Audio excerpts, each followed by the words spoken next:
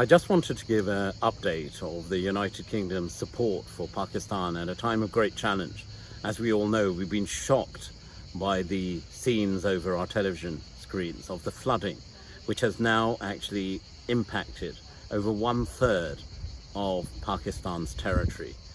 33% of the population have been directly impacted by the floods, and tragically the death toll is ever rising.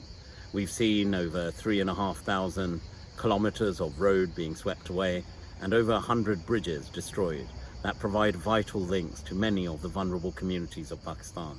The impacts of climate change are there to be seen.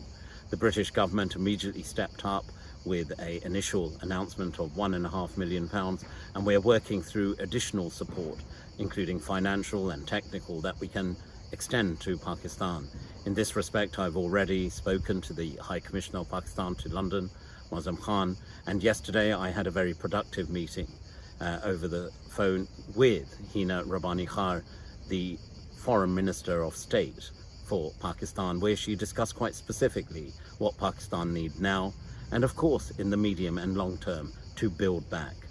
Pakistan is a long-standing friend of the United Kingdom, and the United Kingdom is a long-standing friend and partner to Pakistan, and we're linked by the vitality of our diaspora communities. That brings these two nations together, and at a time of great challenge and immense tragic consequences sweeping Pakistan, let me assure you of this: the United Kingdom stands shoulder and shoulder with our friends, partners in Pakistan, with the people of Pakistan.